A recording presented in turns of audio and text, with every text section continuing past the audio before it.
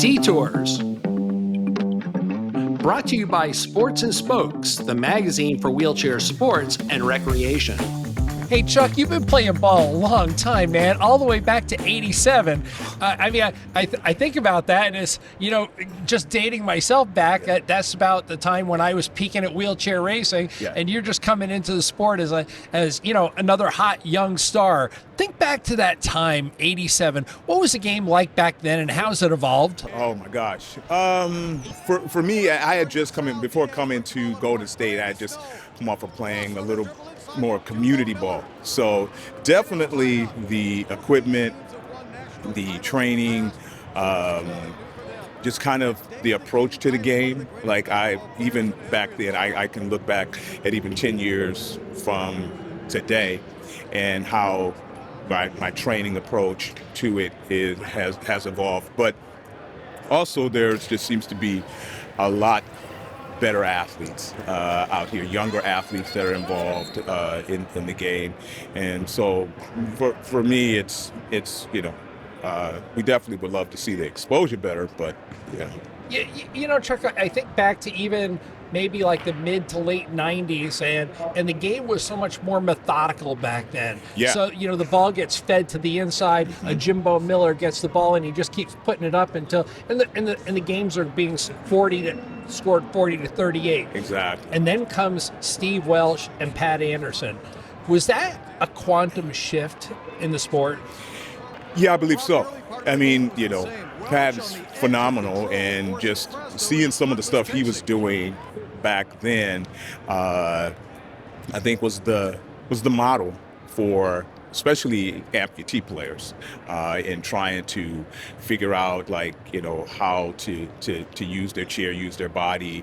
I don't know if too many have gotten to that point of Pat, but that was definitely the shift in, I think, the athleticism of the game. It's definitely the chair has become just part of your body, and you can see it by the way guys are flying around, getting back up, and it's just you really don't see the chair as much. If you watch the game long enough, you see the player and not really the chair.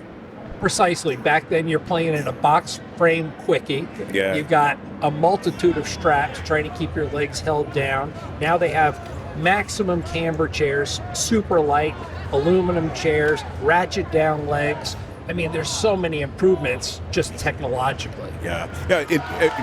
Going back to 87, I mean, I was picking myself up off the floor to get into my chair when I fall. So, I wasn't even really strapping, and not many people strapping at that time. And then, once we got into the a little bit later in the 80s, and then the fifth wheel comes in and the sixth wheel comes in, that's where it just took off. You've picked up 2 bronze medals in the Paralympics. You got one in Atlanta and another one in Sydney. Do you feel in some way, I mean, obviously those are stellar medals to have, but in any way, shape, and form, do you feel a little disappointed that you didn't make a gold medal? You didn't get to the top of the podium, or does your career feel good and complete? Oh, my career feels good. I mean, obviously those were my goals at that time. It's no doubt. It wasn't just to make the podium. It was to be to win that gold medal. Unfortunately, it didn't happen that way. But I don't feel like there's anything that's missing other than that. But my international career, I'm proud of what I've accomplished on that, players that I played with, and the experience that went along with it. So, yeah, I mean. So many MVPs, so many teams that you've led and worked with. How important is the mentorship to you? Oh, it's very, very, very important. I mean, we have a great, back home, our program, the Bay Area Outreach Program, we have our juniors there, but even just players coming in. We have a couple of players that's come to our team in the last few years, and I know people are like, oh man, you're still around and playing, but that's part of it for me is giving back and kind of mentoring some of these guys, some of the guys coming in, especially when you're just seeing raw talent and you really want to kind of help keep that going for, them and our game. So it's very important. We'd like to take a minute to thank our sponsor, Sports and Spokes Magazine. For nearly 50 years, they've produced stories on iconic athletes performing at the top of their game, given generational coverage of sports dating back to the 1970s, and they've shown the way with exciting and timeless magazine cover shots. To stay on top of all the latest news from the world of high-performance adaptive sports, go to sportsandspokes.com. Sports and Spokes, the magazine for wheelchair sports and recreation. You've been involved in this game for more than 3 decades. So as you think back over that time period, who are some of the really, truly great players that you've played with and against? Oh, wow. Well, obviously, this past national championship we won in 23, those 3 gentlemen, Matt Scott, Brian Bell, Jorge Sanchez were some great talent on our team that helped us accomplish that. I can't forget my running partner, Trooper Johnson, who, we both kind of started off. He probably started 1 year in his international before me, but definitely was a drive for me in playing that. And then, Melvin Jewett is one that is definitely kind of he's a brother for me and a mentor when I came in as well, even though we're fairly similar in age. But, Jimbo Miller, Dave Kiley, all these Hall of Fame great players are guys that I just kind of watched and tried to learn. That's there's not too many people who go back into the sport as far as you do.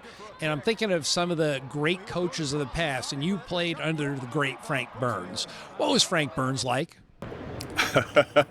He was a character, with him and Dan.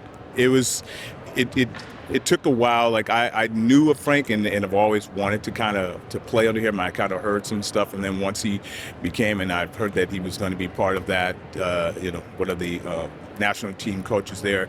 The guy definitely, he knew his game, but he kept you loose too in the game and let you play. It wasn't real controlling of this and that. He understood the athletes that he had out there, but he let you play the game. When you messed up, he was on you. But just a character, just all out. I knew Frank a little bit, good, dating back to '88. Yeah, he was a character. And the thing is, like, you really kind of anticipate at training camps and come into practice what was going to happen at practice there. And it was between him and Dan, those two together. With all these miles under your belt, how much longer can you keep this going? It's getting close. It's definitely getting close. But it's still fun for you. It is, and it's. I love to compete. I'm always trying to win.